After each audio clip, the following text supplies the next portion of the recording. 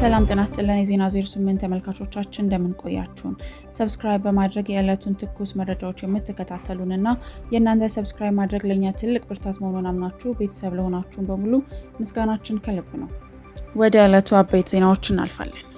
ትራምፕ በኢራን ላይ የድንጋይ ዘመን ዛቻ ሰነዘሩ። ዓለም በጉጉት ተጠብቀው የነበረው የፕሬዝዳንት ትራምፕ የዋይት ሃውስ መግለጫ ድልን ከከባድ ዛቻ ጋር የቀላቀለ ሆኖ ወጥቷል።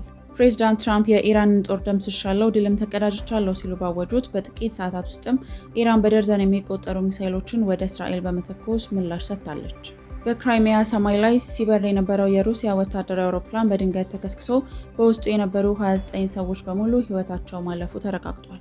እንዲሁም የኢትዮጵያ ሀገራዊ ምክክር ኮሚሽን የትግራይ ክልልን አጀንዳዎች ለመሰብሰብ በአዲስ አበባ በጀመረው መድረክ ላይ ከተሳታፊዎች ጠንከር ያሉ ጥያቄዎችና ተቃውሞዎች ቀርበውለታል። የዛሬ አበይት ዜናዎቻችን ናቸው። በቀጣዮቹም 8 ደቂቃዎች የእነዚህን አበይት ዜናዎች ትንታኔ፣ ኢኮኖሚ፣ ቴክኖሎጂና አዳዲስ መረጃዎችን በሙሉ ይዘንላችሁ መጥተናል። ፈጣን ዜና፣ ታማኝ መረጃ፣ ዓለምን በ8 ደቂቃ አብራችሁን ቆዩ።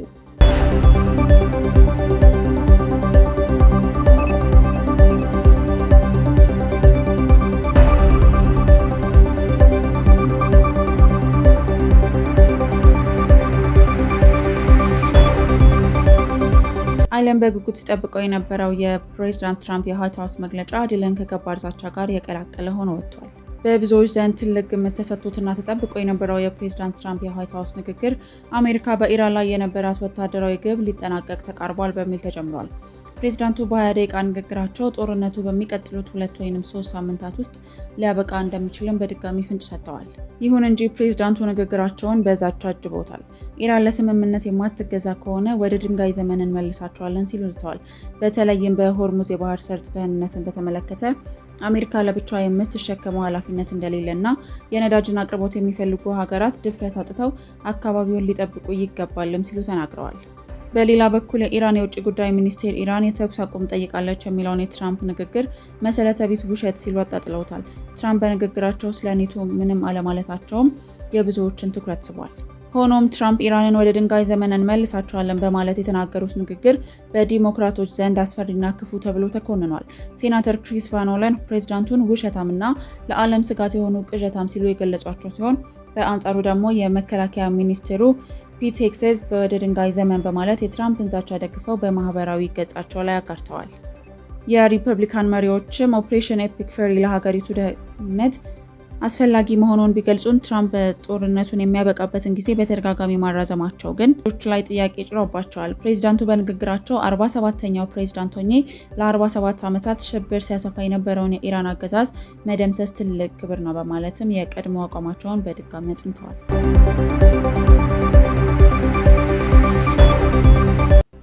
ያ ሁሉ ጉጉትና ትንታኔ ሲደረግበት የነበረው የትራምፕ የዋይት ሃውስ ንግግር እንዳበቃም በመካከለኛው ምስራቅ ያለው ውጥረት ይበልጥ አገርሽቷል።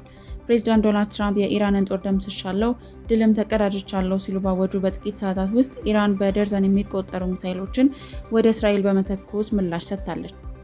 ትራምፕ የኢራን ተኩስ አቁም ጠይቃለች ብለው ቢናገሩም ቴህራን ግን ጉዳዩን በማስተባበል ጥቃቷን ቀጥላለች። በአሜሪካ ውስጥ ትልቅ ተጽዕኖ ያለው የሙስሊሞች መማክርት የትራምፕን ንግግር ጸረ ሙስሊምና ዘረኛ ሲል አውግዟል።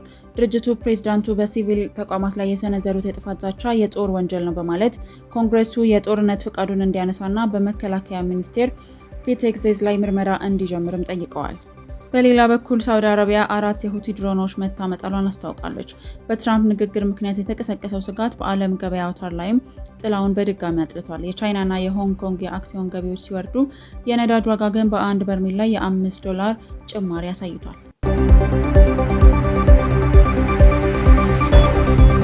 ወደ ሀገር ውስጥ ዜና ስናልፍ የኢትዮጵያ ሀገራዊ ምክክር ኮሚሽን የትግራይ ክልልን አጀንዳዎች ለመሰብሰብ በአዲስ አበባ በጀመረው መድረክ ላይ ከተሳታፊዎች ጠንከር ያሉ ጥያቄዎችና ተቃውሞዎች ቀርበውለታል። ኮሚሽኑ በአዲስ አበባ ስካይላይት ሆቴል ባዘጋጀው በዚህ መድረክ ላይ የተገኙት የትግራይ ተወላጅ ባለድርሻ አካላት ምክክሩ መካሄድ የነበረበት ትግራይ ውስጥ ሆኖ ህዝቡን ባሳተፈ መልኩ ነበር ሲሉ ቅሬታቸውን ገልጸዋል። የቀድሞው የክልሉ ጊዜያዊ ፕሬዝዳንት አቶ ጌታቸው ረዳ በበኩላቸው በትክክለኛ ሂደት ካልሆነ የትግራይ ወኪል ልሆን አልችልም ሲሉ ሂደቱ መሰረታዊ ጉድለት እንዳለበትም ጠቁመዋል። ተሳታፊዎቹ የትግራይ ህዝብ በመኖርና ባለመኖር አፋፍ ላይ እያለ ወጣቶች ሀገር ጥለው በሚሰደዱበት ሁኔታ እዚህ ቁጭ ብሎ መወያየት ችግር ይፈታል ወይ የሚሉ ጥያቄዎችንም ለኮሚሽኑ አቅርበዋል።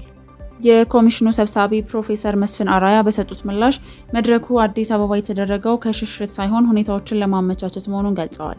የትግራይ ሕዝብ ችግሮች ከዲያስፖራና ከፌዴራል ተቋማት በአጀንዳነት ቀርበዋል ያሉት ፕሮፌሰር በሂደቱ የትግራይ ሕዝብ ችግር ይፈታል የሚል ሙሉ እምነት እንዳላቸውም ተናግረዋል።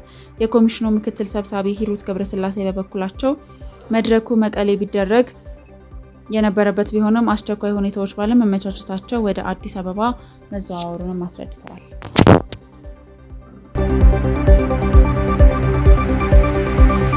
በክራይሚያ ሰማይ ላይ ሲበር የነበረው የሩሲያ ወታደራዊ አውሮፕላን በድንገት ተከስክሶ በውስጡ የነበሩ 29 ሰዎች በሙሉ ሕይወታቸው ማለፉ ተረጋግጧል። የሩሲያው የመከላከያ ሚኒስቴር እንዳስታወቀው አደጋው የደረሰው አንቶኖቭ ኤኤን 26 የተሰኘው ወታደራዊ የመጓጓዣ አውሮፕላን በመደበኛ በረራ ላይ እያለ ነው። አውሮፕላኑ ማክሰኞ ዕለት ከቁጥጥር ማዕከል ጋር የነበረው ግንኙነት ከተቋረጠ በኋላ ፍለጋ ሲደረግበት ቆይቶ ስብርባሪው ተገኝቷል። በአደጋውም 7 የበረራ ሰራተኞችና 23 ተሳፋሪዎች በጠቅላላው 29 ሰዎች ሕይወታቸውን አጥተዋል። የሩሲያ ባለስልጣናት ለአደጋው መንስኤ ቴክኒካዊ ብልሽት እንደሆነ የገለጹ ሲሆን አውሮፕላኑ ላይ ከውጭ የተሰነዘረ ጥቃት እንደ ሚሳኤል ወይም ድሮን አይነት ምልክት አለማግኘቱንም ገልጸዋል። ይሁን እንጂ የሩሲያ ምርመራ ኮሚቴ ከበረራ ደህንነት መመሪያዎች መጣስ ዙሪያ የወንጀል ምርመራ መጀመሩንም አስታውቋል። አደጋው የተከሰተበት የክራይሚያ ግዛት ሩሲያ እንደ አውሮፓውያን አቆጣጠር በ2014 የዩክሬን በኃይል የወሰደችው ሲሆን ባለፉት 4 ዓመታት በሁለቱ ሀገራት መካከል በሚካሄደው ጦርነት ከፍተኛ ውጥረት የሚታይበት አካባቢ ነው። ዩክሬን እስካሁን ስለ አደጋው የሰጠችው ምንም ተጨማሪ አስተያየት የለም። በቡሩንዲ የመሳሪያ ግምጃ ቤት ፍንዳታ ከተማዋ በጭስ ታውጣለች። በርካታ ሰዎችም ለህልፈት ተዳርገዋል። በቡሩንዲ ትልቁ ከተማ ቡጁምቡራ በሚገኝ የጦር መሳሪያ ግምጃ ቤት በድንገት በመፈንዳቱ በትንሹ 4 ሰዎች መገደላቸው ተረጋገጠ። የዓይን እማኞች ግን የሟቾች ቁጥር ከዚያም ሊበልጥ እንደሚችል እየገለጹ ነው። በቡጁምቡራ ሙሳጋ በተባለው ሰፈር በሚገኝ ወታደራዊ የጦር መሳሪያ ግምጃ ቤት ላይ የደረሰው ይህ ፍንዳታ መንስኤው የኤሌክትሪክ ብልሽት መሆኑን የሀገሪቱ ጦር ቃል አቀባይ አስታውቀዋል። የፍንዳታው ኃይል እስከ 5 ኪሎ ሜትር ድረስ ርቀት ፍንጣሪዎችን የረጨ ስለሆነም በአቅራቢያው በሚገኙ መንደሮች ላይ የሚገኙ ቤቶች እንዲፈራርሱ ምክንያት ሆኗል። በተለይም ግምጃ ቤቱ አቅራቢያው በሚገኘው መፒምባ በተሰኘው ማዕከላዊ እስር ቤት ላይ በወደቀ ቦምብ የሰዎች ሕይወት ማለፉንና በርካታ እስረኞች መጎዳታቸውን ሰዎች ለቢቢሲ ገልጸዋል። ምንም እንኳን መንግስት ምክንያቱ የቴክኒክ ችግር ነው ቢልም ፍንዳታው ለ6 ሰዓታት ያህል ከምሽቱ 12 ሰዓት ከሩብ እስከ እኩለ ሌሊት መቆየቱ በአካባቢው ነዋሪዎች ላይ ከፍተኛ ድንጋጤን ፈጥሯል። የቡሩንዲ መንግስት እስካሁን ይፋዊ የሟቾችን ቁጥር ባያሳውቅም የኤኤፍፒ የዜና ወኪል የጸጥታ ምንጮችን ጠቅሶ እንደዘገበው ግን በአደጋው በ10 የሚቆጠሩ ሰዎች ሳይሞቱ እንዳልቀሩ ተገምቷል። የሀገሪቱ ፕሬዝዳንት ኤቫስቴ በትዊተር ገጻቸው በአማካኝነት ለተጎዱ ቤተሰቦች መጽናናትን ተመኝተዋል። ከምሽቱ 12 ሰዓት ጀምሮ እስከ እኩለ ሌሊት ድረስ የቀጠለው ይህ ፍንዳታ በ1 ሚሊዮን በላይ ነዋሪዎች ባሏት የቡጁምቡራ ከተማ ከፍተኛ ድንጋጤን ፈጥሯል። የዛሬው የዜና 08 መረጃዎቻችን ይህንን ይመስሉ ነበረ። የዩቲዩብ ገጻችንን ሰብስክራይብ እያደረጉ ቤተሰብ ይሁኑን። እንዲሁም በፌስቡክ እና በቲክቶክ በተለያዩ አማራጮች ያገኙናል። ፈጣን ዜና፣ ታማኝ መረጃ፣ ዓለምን በ8 ደቂቃ። ዜና 08 እናመሰግናለን።